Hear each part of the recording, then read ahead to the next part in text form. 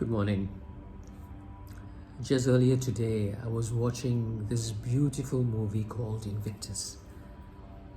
It is a story about the life of Nelson Mandela, the former president of South Africa. And why I like the movie played by Morgan Freeman, Nelson Mandela was played by Morgan Freeman, was the fact that it inspired me so much. And if you ever get a chance to watch it, please catch this movie. Nelson Mandela was, for the better part, many years, thrown into prison.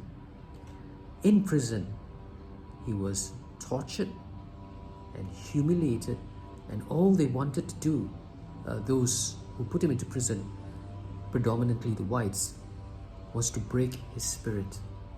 But inside prison, instead of breaking his spirit, what he breathed into himself, what he told himself, and what he conditioned himself to believe was, what they are doing to me is only going to break apart South Africa, and I should not, because the feeling I have now is to take revenge on them. You know, when people do bad things to you, you want to take revenge. But precisely the fact that he wants to take revenge on them is not the feeling he wanted the rest of South Africa to have, because he knew that these feelings would only break South Africa. It would split them, and he as a leader only wanted to work for the common good of the nation. He didn't want to do anything for himself, which we find lacking in so many leaders today. He thought of the nation, and that's why he's so highly regarded, Nelson Mandela. It's very hard to be that kind of person who sacrifices his own feelings for those of a bigger good. And that is what we have to do, because as Jesus says in the Gospel according to Luke chapter 17 verses 20 to 25, asked by the Pharisees when the kingdom of God was to come, Jesus gave them this answer: the coming of the kingdom of God does not admit of observation. And there is no one to say, look here, look there. For you must know that the kingdom of God is among you.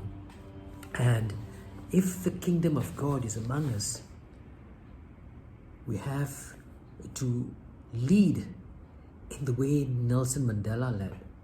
We have to lead with the intent of espousing a common good where everyone comes together to unite and not to divide,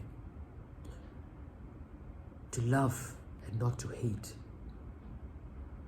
to bring justice to those who never had, to give a voice to those who don't have. And that is what we are called to do, and we can do it in our own lives.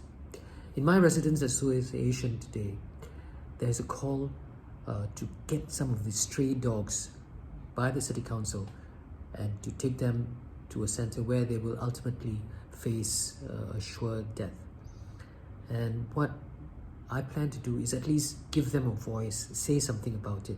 So we can do in our own little ways, give voices to those who don't have. This is one little way that I think I can play a role. What can you do today? How can you speak up? How can you bring about unity instead of discord and disharmony? Do something in your own little way and make this world a better place.